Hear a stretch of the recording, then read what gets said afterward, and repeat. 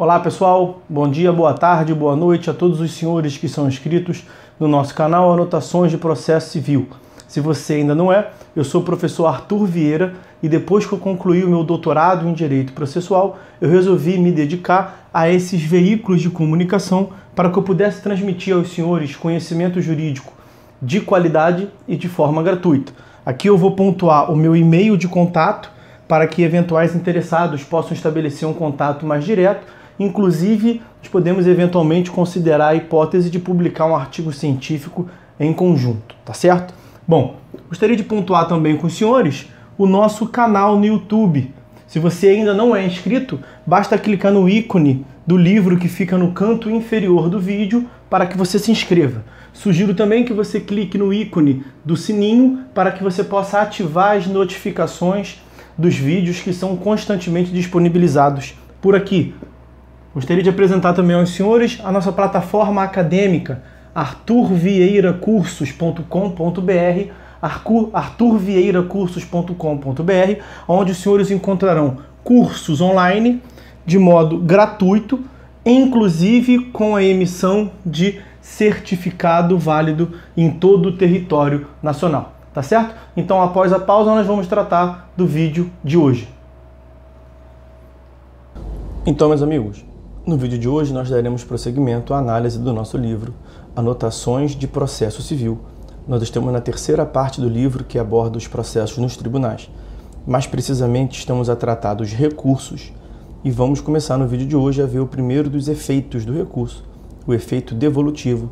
Fizemos uma pequena introdução no final da aula anterior, do vídeo anterior, e vamos ver as espécies nos próximos dois vídeos. No vídeo de hoje o efeito devolutivo, no próximo vídeo o efeito suspensivo. Então vamos a ele, o efeito devolutivo, como aparece destacado para os senhores aí na tela. Vamos lá. Assim, alguns autores aludem, em primeiro lugar, a um efeito obstativo, que consistiria em impedir o trânsito em julgado da decisão recorrida.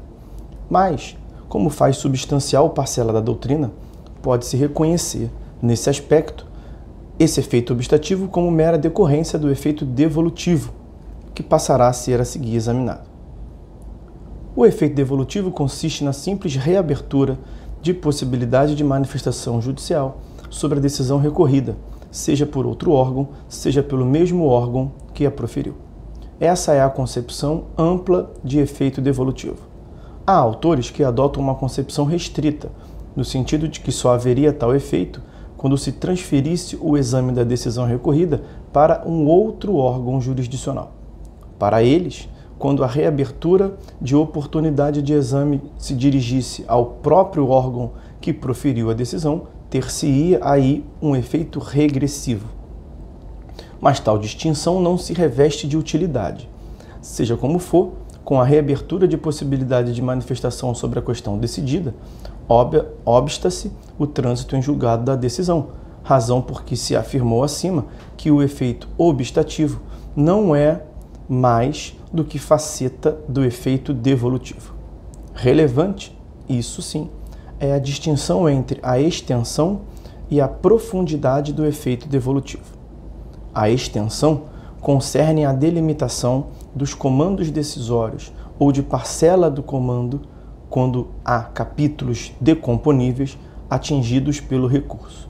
É, portanto, o recorte no plano horizontal de capítulos decisórios ou fração de capítulos impugnados. É delineado pelo pedido recursal. A regra geral prevista expressamente para a apelação no artigo 1013 do CPC, mas em princípio aplicável a outras espécies recursais, é a de que o efeito devolutivo atinge apenas a matéria impugnada.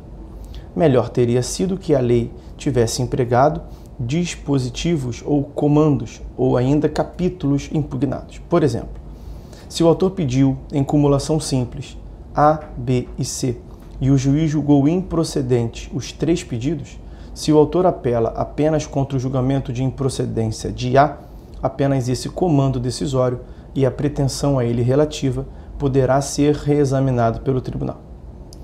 Quanto ao B e ao C, quanto aos pedidos B e C, houve trânsito em julgado. A extensão do efeito devolutivo pode ainda ser delimitada em relação a uma fração, uma parcela de um comando decisório decomponível. Por exemplo, se o réu é condenado ao pagamento de 1 milhão e recorre pedindo que se reduza a condenação desse valor para 300 mil, a extensão do efeito devolutivo cinge-se aos 700 mil. Caberá ao órgão ACO definir qual o valor entre 300 mil e 1 milhão é realmente devido ao autor. A fração da condenação em 300 mil não foi recorrida, portanto já transitou em julgado. Não poderá ser revista em âmbito recursal. Há ainda a profundidade do efeito devolutivo. Nos limites dessa extensão acima apontada, ou seja, nos limites do que é relevante para manter ou não os dispositivos impugnados ou a parcela deles impugnada, deve o órgão julgador do recurso conhecer todas as questões suscitadas em primeiro grau, tenham ou não sido decididas, e todas as questões de ordem pública, mesmo que não suscitada. Artigo 485, parágrafo 3º e artigo 933, caput do CPC. Ou seja, para examinar aquela extensão de matéria fixada pelo pedido recursal, o tribunal poderá se aprofundar na causa, conhecendo e apreciando todas as questões suscitadas e discutidas no processo, bem como as examináveis de ofício. Artigo 485, parágrafo 3º e também o 1013 e seus parágrafos 1º e 2º. Regra essa explicitada para a apelação, mas aplicável aos demais recursos de fundamentação não vinculada, tendo em vista que a apelação é tida como recurso ordinário padrão. Quando o órgão julgador do recurso, de ofício, toma em conta uma questão de ordem pública não suscitada antes do processo, deverá abrir às partes oportunidade para se manifestar sobre ela, artigo 5º, inciso 55 da Constituição, e artigos 10, que consagram a garantia fundamental do contraditório, bem como o artigo 933. O contraditório também precisará ser respeitado quando, no curso do procedimento recursal, uma das partes ou o Ministério Público, quando atua como fiscal da ordem jurídica, o antigo fiscal da lei, alerta o relator da existência da questão de ordem pública antes não suscitada. A extensão do efeito devolutivo é que impõe a proibição da reformatio impeius, proibição da reforma para pior. O tribunal não pode deixar a decisão ainda mais grave para o recorrente do que ela já era, precisamente porque fica limitado à extensão estabelecida pelo pedido recursal. Por exemplo, o autor pediu 1 milhão de ressarcimento de danos morais, 1 milhão pelos danos patrimoniais e 1 milhão pelos lucros cessantes. O juiz julgou procedente integralmente o pedido relativo aos danos morais, mas acolheu apenas em parte os outros 2 pedidos, 500 mil para cada.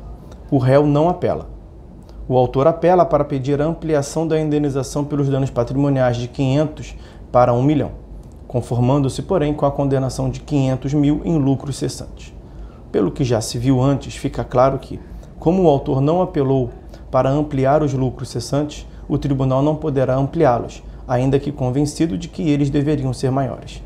Mas, exatamente pelas mesmas razões, como o réu não apelou, ainda que o tribunal repute que não houve conduta ilícita desse e, portanto, nenhuma indenização a nenhum título deveria ter sido concedida ao autor, não se poderá eliminar as condenações que o juízo ACO já estabeleceu. A constatação de ausência de ilicitude apenas servirá para embasar o desprovimento do recurso do autor, negando-se-lhe qualquer ampliação da condenação relativa aos danos patrimoniais. Se o tribunal reduzisse as condenações impostas em primeiro grau, estaria violando a extensão do efeito devolutivo, ao examinar capítulos decisórios cujo exame não lhe foi transferido, e estaria, assim, incidindo em reformatio impeius. Mesmo a constatação da existência de questões de ordem pública contrárias ao recorrente não permite a reformatio impeius. A profundidade do efeito devolutivo opera nos limites da sua extensão. Isso está claramente explicitado no parágrafo 1º, parte final do artigo 1013, entre aspas, desde que relativas ao capítulo impugnado. Se, no exemplo que se acabou de dar, o tribunal constatasse existir coisa julgada material, advinda de uma anterior sentença que havia rejeitado todos os mesmos pedidos do autor, Ainda assim, esse fundamento apenas serviria de base para o desprovimento do recurso interposto, ou seja, apenas ensejaria a negativa de ampliação do valor condenatório que havia sido recursalmente pleiteado. Os capítulos condenatórios que não foram objeto de recurso pelo réu permaneceriam incólumes, por estarem fora da extensão do efeito devolutivo do recurso interposto pelo autor. Há ainda quem cogite de um efeito translativo, que seria o que permitiria ao órgão julgador recursal conhecer de questões de ordem pública a despeito de não suscitado. Mas, como demonstrado, as questões de ordem pública conhecíveis pelo órgão recursal são as que se inserem na profundidade do efeito devolutivo. Então, nos limites em que o fenômeno apresentado como efeito translativo verdadeiramente existe, ele insere-se no efeito devolutivo, na profundidade desse efeito devolutivo. Fora desses limites, não é admissível. Ofenderia a extensão do efeito devolutivo, explicitada na parte final do parágrafo 1º do artigo 1013, e desrespeitaria a proibição de reformatio impeius, reforma para pior. Na doutrina estrangeira, também já se sustentou a existência de um efeito extensivo. Ele nada mais é do que o fenômeno de aproveitamento do recurso interposto por um dos litisconsortes pelos demais. Isso não constitui um efeito autônomo, mas a extensão subjetiva do efeito devolutivo. O artigo 1015, em seu caput, prevê que o recurso interposto por um dos litisconsortes a todos aproveita, salvo se distintos ou opostos os seus interesses. Essa regra vale para os litisconsortes unitários. Nesses casos, é impossível a dualidade de regulamentações para uma situação jurídica una e inscindível. Tal regra é decorrência necessária da unitariedade.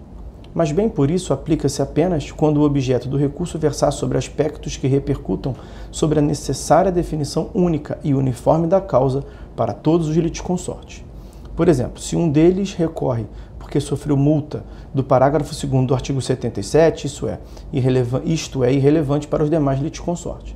Por força da unitariedade, o caput do artigo 1005 incide mesmo se tiver havido desistência, renúncia, aquiescência, deserção, etc., por parte do litisconsorte. Ainda assim, o atingirá o resultado do recurso do outro litisconsorte. Já no caso do artigo 1005, seu parágrafo único, trata-se de devedores solidários. O litisconsórcio é facultativo e simples, logo não unitário. A extensão do resultado recursal é mera opção legislativa. Mas tanto na hipótese do caput quanto na do parágrafo único do artigo 1005, qualquer dos litisconsortes poderá, depois recorrer da decisão desfavorável que o recurso que os aproveitava vier a receber, bem como, sendo-lhes favorável a decisão do recurso, contra-arrazoar, eventualmente, novo recurso do adversário. Por fim, há quem inclua ainda o efeito substitutivo. Uma vez conhecido o recurso em seu mérito, a decisão do recurso substitui a decisão recorrida. Vejam a esse respeito o artigo 1008 do CPC. Não se trata aqui de um efeito recursal em si, mas de consequência de seu julgamento de mérito e nos limites do efeito devolutivo. De resto, nem sempre opera esse tal fenômeno, nem sempre nós temos a efetivação desse fenômeno, mesmo quando há juízo de mérito recursal. Se houver desprovimento do recurso, em qualquer hipótese, o provimento com reforma da decisão recorrida, ou provimento com reforma da decisão recorrida, há a substituição da decisão recorrida pela decisão do recurso.